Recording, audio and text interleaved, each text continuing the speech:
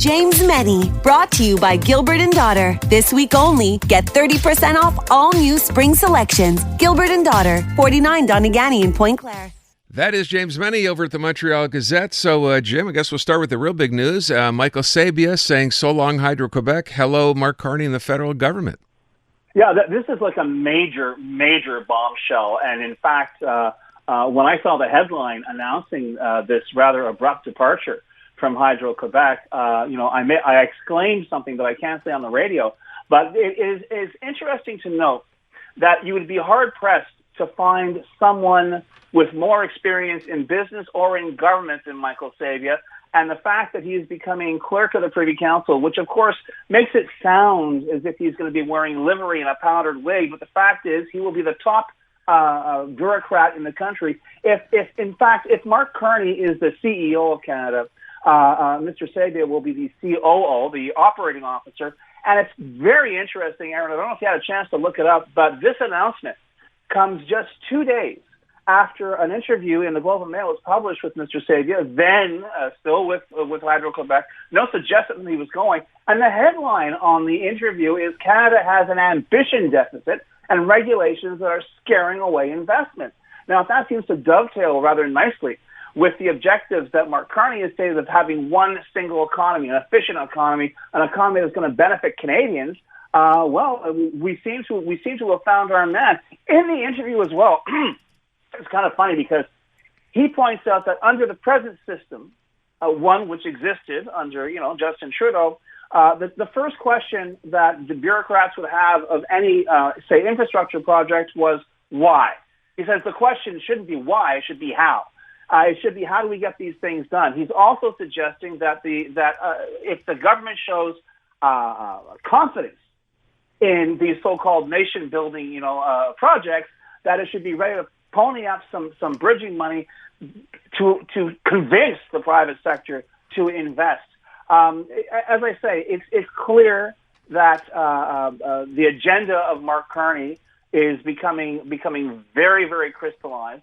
It's also a very smart move politically as well, because it's going to be very difficult for the Conservatives to turn around and point the finger at Mr. Sabia's CV. It'll be difficult for the Bloc to do so because, quite frankly, whether as head of the Caisse de dépôt or as head of Hydro-Quebec, Michael Sabia has put more money into the pockets of Quebecers than the Bloc ever will. And what's interesting as well is you've got a real sense with this choice that Carney is backing up his rather understated sort of objective of moving away from the U.S. When Michael Sabia was head of the Caisse de dépôt, which is the province's pension plan, when he took over in 2009, foreign investment for the Caisse stood at 36%. When he left, it was at 64%. So this guy knows how the world works, economically, financially. He knows that if you're going to, turn away from the easy deal with the U.S., which is no longer easy, this is the guy who's got the connections and the wherewithal to do it. And what I find even more significant is if you get the impression that this is going to be some kind of, we haven't really thought this out, we'll see which way this is going to go. Mr. Sabia leaves his job as CEO of Hydro-Quebec on July 4th. He takes over as clerk of the Privy Council on Monday, July 7th. Gee, do you think he'd already cleaned out his desk? Wow. This is clearly a plan that's been a while in the making, and one which clearly this government is anxious to put into action. I guess a couple of questions here. Number one, it would seem to me, and I was just thinking back to other people that, of course, that Mark Carney had reached out to even before he became prime minister, right? So we had Carlos Leitao, who now, of course, has another post within government. It's like a lot of people who know Mark Carney or knew Mark Carney want to be part of this team. And it's clear that desire is based, and I'm no fanboy for the Liberals or Mark Carney, but that desire is based on Mr. Carney's record, be it as head of the Bank of Canada, head of the Bank of England. This is not some guy who's going to make some policy announcement and then spend the rest of the time choosing what socks to wear during his photo op, right? This is a guy who actually does stuff, has gotten stuff done. and has made it clear where he wants this country to go. And it's so funny because, I'm not telling tales out of school here, Aaron. When I come on, before I come on, I send you a little list of what we're going to talk about, what I'd like to talk about. And I had pointed out that given the reports that a deal is in the offing with the Americans, and that part of that deal involved our being a part of the so-called Golden Dome missile plan that's being espoused by Mr. Trump. I thought for a second, I was like, okay, is this guy just going to be saying elbows up and basically giving Trump whatever he wants? And the answer to that question, as far as I'm concerned, was really shoved into my face this afternoon by the appointment of Mr. Sabia. Clearly, I mean, and we all kind of know this. Everyone says, with Trump, you just got to tell him what he wants to hear. It doesn't matter if you do it; just say what he wants to hear. But the fact that we have someone with Mr. Sabia's experience, with his very clearly stated objectives for where this country's economy should be headed, I think right now the real reaction that matters doesn't come from politicians. It comes from the business community. I think a lot of people in this country who may have been thinking twice about investing in these so-called nation-building projects may be a little more inclined to do so, given who is now in charge of the Federal Civil Service. There's also something to be said, maybe based certainly on what we heard yesterday from the Auditor General about all those excesses in spending, where does the buck stop? Maybe Michael Sabia is one of those guys too, I think. Well, I don't think this is a coincidence, Aaron, the fact that we've seen billions just disappear into thin air. And you know what, on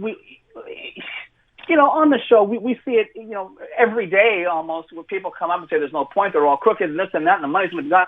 You can't, when you have a deficit of $62 billion in Ottawa, when you have a deficit of $14 billion in Quebec, it can't go on.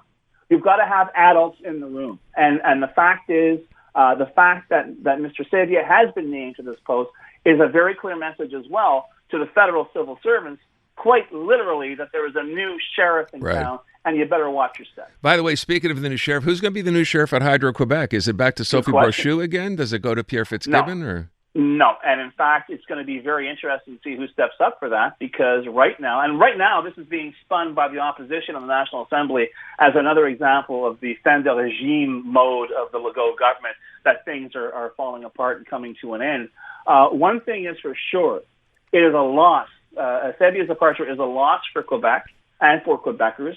I'll apologize in advance if I'm wrong, but in between the time he was in charge of the case, for the 11 years he was at the case beginning in 2009, I don't recall a single year where the case underperformed, where in fact it usually overperformed and exceeded expectations.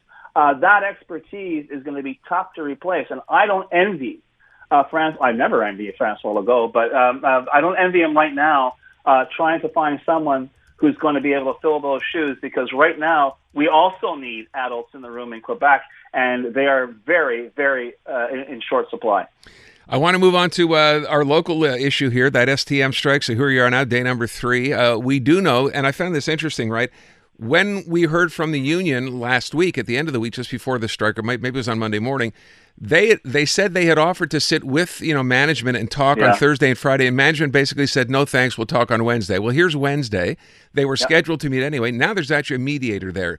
Optimistic that makes things move faster or not? Well, I think everybody better watch themselves, because while all this is going on, first of all, I'm detecting, not just on air at CJAD, but within the general population, a growing resentment over the fact that even the so-called ground level union of the maintenance workers decide, well, you're a Montreal taxpayer, screw you, we're going on strike. Oh, you're a ticket holder for the Grand Prix, don't worry, you get 100% service. That sends a very irritating message, I think, generally to the public. And the fact is, of all the reasons, the growing reasons not to feel any sympathy for the for the union, remember, Jean Boulet, the labor minister, I've named a mediator. Why don't you guys sit down and talk? Remember, this government passed Bill 89. If the maintenance workers, or indeed down the road, the drivers and the metro operators stay out too long, they can be legislated back to work. And don't think Boulet and the Legault government will blink before they did it. So it's going to be a very, very interesting situation to see how soon they come to a settlement, or whether they try to push this, into weeks or perhaps months. Because I really don't think this government, which is really looking for a reason to get some kind of popularity back, will hesitate to nail this union to the ground. How long does that have to go before they do it? That's a question you ask Jean Boulet, but I think they would give it maybe summer's coming, but let's check the next Léger poll, see where they are. Then we'll know when they're gonna let the hammer fall. By the way, with respect to Michael Sabia, when he headed up the Caisse de dépôt, his tenure at the Caisse de dépôt, I'm just looking here, he tripled his assets, growing from 120 billion to 326 billion in 10 years. And what's really sad about this, and I don't want to generalize, Aaron, but you know how rare it is for us to talk about someone in government who actually knows what they're doing? Yeah. That's a scary part. And actually proved it too. Yeah. James Mennie at the Montreal Gazette. Thank you, Jim. Demain.